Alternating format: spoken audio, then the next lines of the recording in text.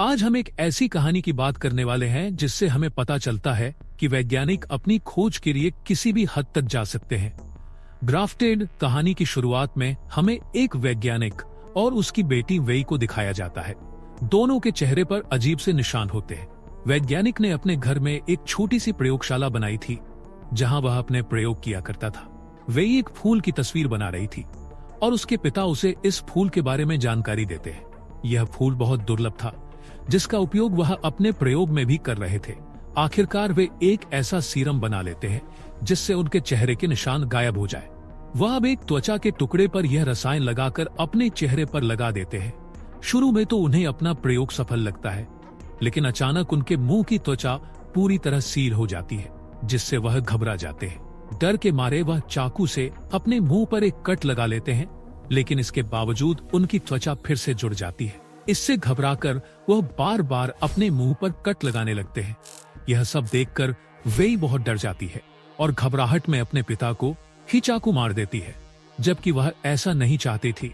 कई साल बीत जाते हैं और अब वेई बड़ी हो चुकी है।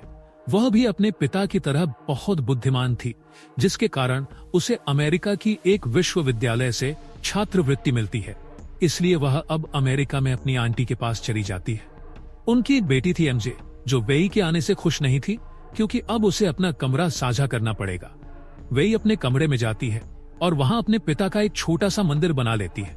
हमें पता चलता है कि वह भी उसी प्रयोग पर काम कर रही है जिसकी वजह से उसके पिता की जान गई थी। जब वह विश्वविद्यालय जाती है तो रास्ते में उसे एक बेघर आदमी मिलता है जिसकी शक्ल काफी अजीब होती है, लेकिन वह दिल का अच्छा होता है।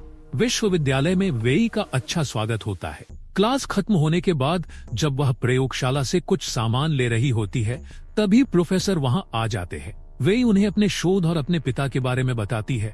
उसकी डायरी देखकर प्रोफेसर चौंक जाते हैं। घर जाकर प्रोफेसर वेई के पिता के बारे में खोजबीन करते हैं, जिससे उन्हें पता चलता है कि वेई के पिता एक बहुत बड़े वैज्ञानिक थे, लेकिन पैसों की कमी के कारण उन्हें कोई मदद नहीं मिली। रात को जब एनजे और उसकी दोस्त कमरे में आती हैं, तो वेई की शोध से जुड़ी तस्वीरें और सामान देखकर डर जाती है। वेई दोस्त बनाना चाहती थी, इसलिए उसने एनजे और उसके समूह को दोपहर के खाने के लिए आमंत्रित किया। वे जाना नहीं चाहते थे, लेकिन फिर भी चले गए। मगर वहां जब उन्होंने वेई को अजीब ढंग से खाते हुए देखा, तो वे उसे अकेला छोड़कर चले गए। इससे दुखी होकर वेई ने सारा खाना पैक करवाया और उस बेघर आदमी को दे दिया। उससे बातें करने के बाद वेई को अच्छा महसूस होने लगता है। घर लौटते समय वेई को उसके प्रोफेसर मिलते हैं, जो उसे लिफ्ट देते हैं और उसके प्रयोग में मदद करने की बात करते हैं।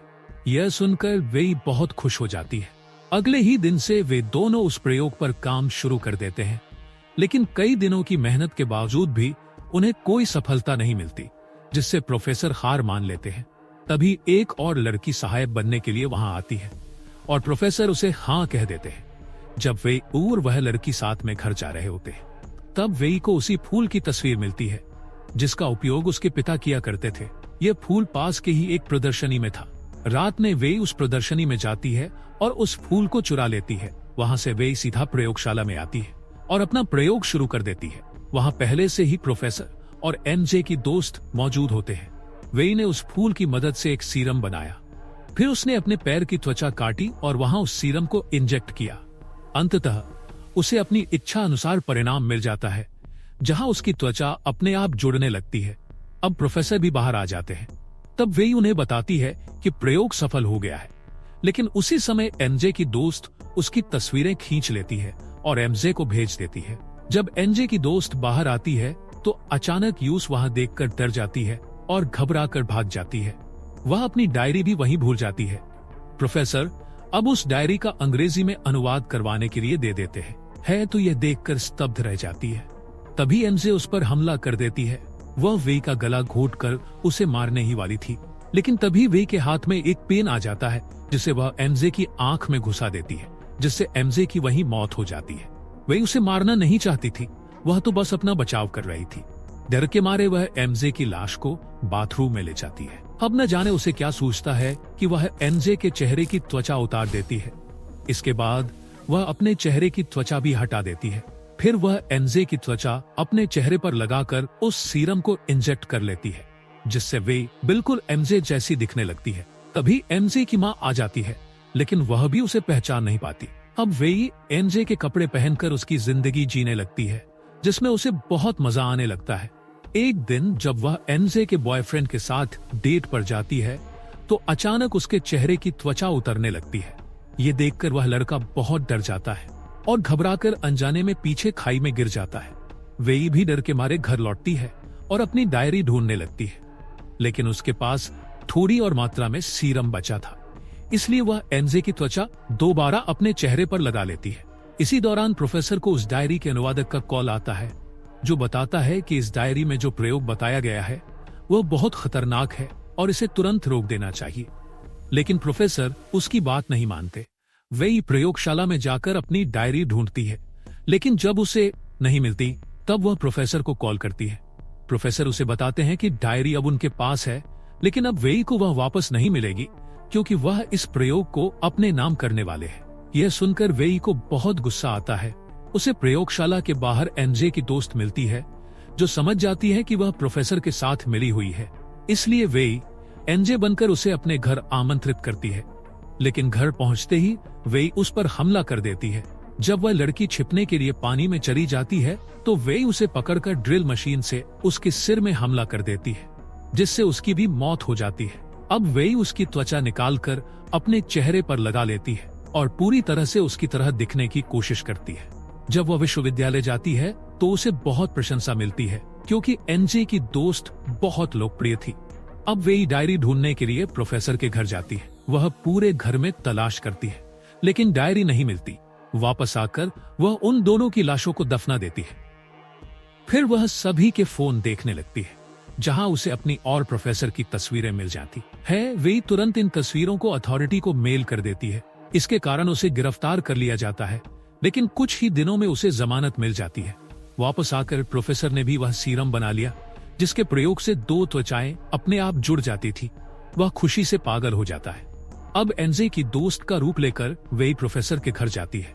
जब प्रोफेसर पानी लेने के लिए अंदर जाते हैं तब वेई उनका सीरम चुराकर भाग जाती है। जब प्रोफेसर को शक होता है और वे जांच करते हैं तो देखते हैं कि उनका सीरम गायब है। रात में जब वेई अपने असली चेहरे के साथ घर पर होती है तब एनजे की दूसरी दोस्त वहां आती है, जो अपनी दोनों दोस्तों के लापता होने से दुखी थी। लेकिन जैसे ही उसने फ्रिज का दरवाजा खोला, उसे वहां अपनी दोस्तों के कटे हुए शरीर के अंग दिखे। इससे पहले कि वह चीख पाती, वेई ने उसका भी काम तमाम कर दिया। अभी वेई को इस घटना से उबरने का समय भी नहीं मिला था कि प्रोफेसर भी वहां आ जाते हैं। जब प्रोफेसर अंदर जाते हैं तब वेई अजीब ढंग से बैठी होती है और हंसते हुए उन्हें बधाई देती है, लेकिन फिर अचानक गुस्से में उन्हें बुरा भला कहने लगती है। प्रोफेसर उसे अनदेखा करके जब फ्रिज का दरवाजा खोलते हैं तो वे भी हैरान रह जाते हैं। तभी वेई अचानक उन पर हमला कर देती है और उन्हें बेहोश करने वाला इंजेक्शन दे देती है। जब प्रोफेसर को होश आता है तो उन्हें पता चलता है कि वेई ने उनकी पूरी त्वचा निकाल दी है, जिससे वे जोर जोर से चिल्लाने लगते हैं। तब वेई उस सीरम को एक टुकड़े पर लगाकर प्रोफेसर पर चिपका देती है, जिससे उनके साथ भी वही होता है जो वेई के पिता के साथ हुआ था। उसने उनके मुंह में एक नली रख दी थी, लेकिन इसके अलावा उनकी पूरी शरीर जकड़ जाती है और इस दर्दनाक स्थिति में प्रोफेसर की भी मौत हो जाती है। लेकिन उनकी चीखें सुनकर पड़ोसी वहां आ जाते हैं और ये सब देखकर पुलिस को बुला लेते हैं। डर के मारे वेई भागने लगती है, जिसे भागते हुए पुलिस भी देख लेती है। भागते भागते वेई उस बेघर आदमी के पास पहुंचती है और उससे मदद मांगती है। वह आदमी उसे छिपा लेता है और बचाने की कोशिश करता है, लेकिन गलती से वेई के हाथ से वह सीरम गिरकर टूट जाता है, जिससे अब उसकी और उस बेघर आदमी की त्वचा आपस में जुड़ने लगती है और वे दोनों मिलकर एक अजीब से राक्षसी शरीर में बदल जाते हैं। इसी भयावह दृश्य के साथ यह कहानी समाप्त हो जाती है।